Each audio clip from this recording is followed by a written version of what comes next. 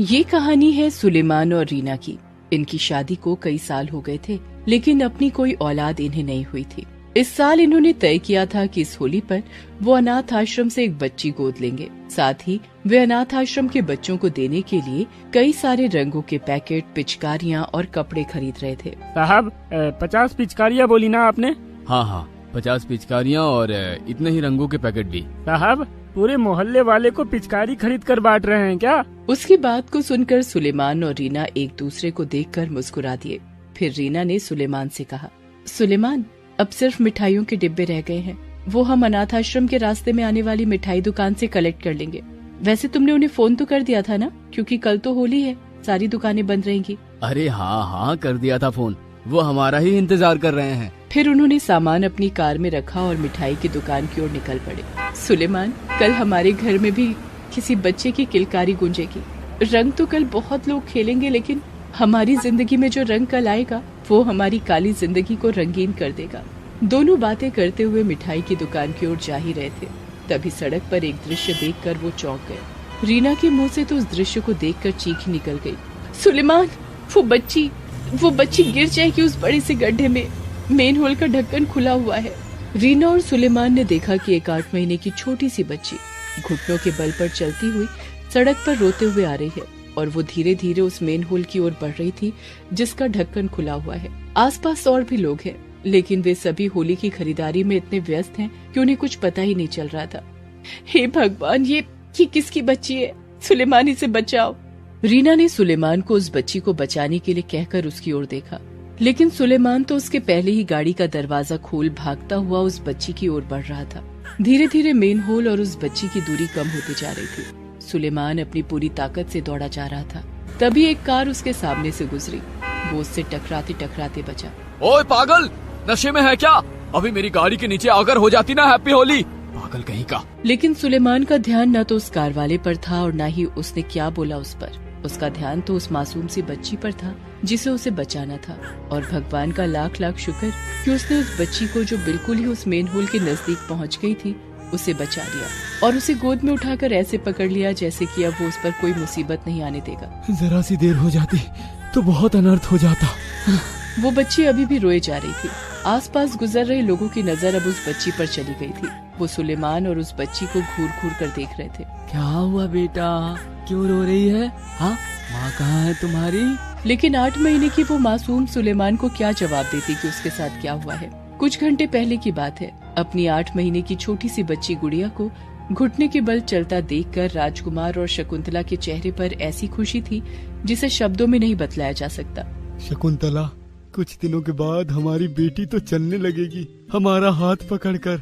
हाँ बिल्कुल, चलते चलते वो कभी गिरेगी, कभी संभलेगी, फिर तो सारा दिन हमें वो अपने पीछे भगाएगी। हाँ शकुंतला, भगाएगी तो। दोनों बातें कर ही रहे थे कि तभी राजकुमार की माँ विमला दूसरे कमरे से निकलकर बाहर आई और कहा, तू भी मुझे बहुत भगाता था जब तू इसकी उम्र का था। जानती है बहू, 1 मिनट भी ये स्थिर बैठ ही नहीं सकता था। मेरी नजर जरा सी से हटी नहीं कि ये तो गायब, कभी इस कमरे में तो कभी उस कमरे में और कभी कभी तो पलंग के नीचे। क्या माँ, मैं इतना शैतान था? मुझे तो कुछ याद ही नहीं। अब तो इतना छोटा था कि तुझे क्या याद रहेगा वो सब। वैसे याद तो तुझे अब भी नहीं रहता कुछ, इतना बड़ा हो गया है फिर भी। ये कहकर विमला ने अपने इकलौते बेटे राजकुमार के कान को प्यार से खींचा। अरे माँ, ये क्या कर रही हो? अब मैं कोई छोटा बच्चा तो नहीं रहा, अब तो मैं भी बाप बन गया हूँ, एक छोटी सी प्यारी सी गुड़िया का। उससे मैंने कहा इनकार किया, लेकिन कल होली है ना, मैंने तुम्हें लिस्ट दी थी, फिर भी तुम आधी चीजें भूल गए। अरे माँ, वो मैं ना लिस्ट रखकर भूल गया था, और जब मार्केट गया तो देखा कि जेब में तो सामान की लिस्ट ही नहीं है, इसलिए थोड़ा मोड़ा जो याद आया वो ले आया। राजकुमार की बातों को सुनकर विमला ने कहा कि अरे क्या ले आया तू? रंग लाए ही नहीं, गुलाल भी सिर्फ एक ही पैकेट लाया है, और मसाले तो तुझे एक भी याद नहीं रहे। कल कितनी सारी चीजें बनानी है, वो कैसे बनेंगी? तुम्हें तो पता है ना कल कितने लोग आएंगे। अरे माँ, तू टेंशन मत ले, मैं अभी लेकर आता हूँ। रुक, तू अब अकेले मत जा, बहू को भी साथ ले जा, उसे लिस्ट की कोई जरूरत नहीं है। और हाँ, जल्दी आना, तब तक मैं गुड़िया के साथ खेलती हूँ। ये कहकर विमला ने गुड़िया को अपनी गोद में उठा लिया। और उसे पुचकारने लगी। राजकुमार और शकुंतला अपनी बाइक से सामान लेने के लिए निकल गए।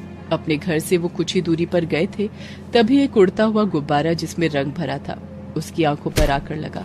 वो गुब्बारा इतनी जोर से लगा कि राजकुमार के मुंह से चीख निकल पड़ी।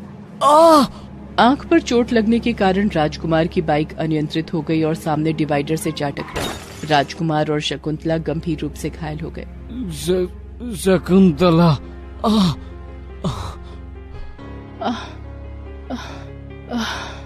कुछ देर में वहाँ लोगों की भीड़ लग गई, लेकिन किसी ने उनकी मदद की कोशिश नहीं की। आंखों के आगे अंधेरा छा रहा है जी।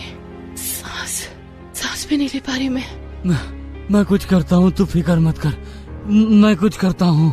राजकुमार खुद से उठने की कोशिश करता है, लेकिन तमाम कोशिशों के बावजूद वो उठ नहीं पाता है। उसकी आंखों के आगे भी अंधेरा छा रहा था। उसे ये तो दिख रहा था कि उसके सामने लोगों की भीड़ लगी हुई है, लेकिन किसी के चेहरे उसे दिखाई नहीं दे रहे थे। उसने ये भी देखा कि कुछ लोग वीडियो भी बना रहे हैं। वो कराहते हुए उनसे मदद की गुहार लगाने लगा। हमें हॉस्पिटल पहुंचा दीजिए, प्लीज हमें हॉस्पिटल पहुंचा दीजिए। तभी शकुंतला ने दर्द से कराहते हुए कहा, लगता है मैं नहीं बचूंगी। मुन्नी का था। इतना कहते ही शकुंतला की गर्दन एक ओर लुढ़क गई और वो चली गई, सारी दर्द और रिश्ते नाते को यहीं छोड़कर। राजकुमार शकुंतला को आवाज लगा रहा था, शकुंतला, तुम कुछ बोलती क्यों नहीं? बोलो ना। राजकुमार की आवाज भी अब कांपने लगी थी। थोड़ी देर तड़पने के बाद वो भी शकुंतला के पीछे पीछे उस बेदर्द दुनिया को छोड़कर चला गया, जहाँ पर एक्सीडेंट के बाद मदद नहीं की जाती, वीडियो बनाया जाता है। संयोग से राजकुमार का पड़ोसी गिरधर उसी रास्ते से गुजर रहा था, लेकिन जब तक वो उनके पास पहुंचता वे दोनों दम तोड़ चुके थे। उसने पुलिस को फोन किया। सर, यहाँ पर मेरे पड़ोसी का एक्सीडेंट हो गया है और वो उसकी पत्नी दोनों खत्म हो गए हैं। आप लोग जल्दी से यहाँ आ जाइए सर। थोड़ी देर बाद पुलिस आई और उन दोनों के शव को पोस्टमार्टम के लिए ले जाने लगी। पुलिस ने राजकुमार की मां को फोन कर इस भीषण दुर्घटना की खबर सुनाई। उस समय विमला मुन्नी के साथ घर के बाहर वाले बागान में टहल रही थी। ये आप क्या कह रहे हैं? ये सच नहीं है। विमला को ये खबर सुनते ही हार्ट अटैक आ गया और वो भी चल बसी। उधर वो बेचारी छोटी सी गुड़िया जो खेल रही थी, उसे तो पता ही नहीं था कि उसके साथ क्या हो गया है। वो अपनी दादी के मृत शरीर से लिपटकर बहुत देर तक खेलती रही, फिर जोर जोर से रोने लगी और जब उसकी दादी नहीं जागी तो वो घुटने के बल चलते हुए सड़क पर आ गई। उस मासूम को क्या पता था कि सड़क पर कितना खतरा है। रीना, हमें पता करना होगा कि ये बच्ची किसकी है। लगता है इसके माता पिता को बिल्कुल भी पता नहीं है कि ये बच्ची इस तरह बाहर निकल आई है। वो बच्ची को लेकर लोगों से उसके माता पिता के बारे में पूछते चले जा रहे थे। तभी गिरधर की नजर उन पर पड़ी और उसने उन्हें सारी बात बताई। हे ईश्वर, ये कैसा न्याय है आपका? इस नन्ही सी बच्ची का सब कुछ छीन लिया आपने।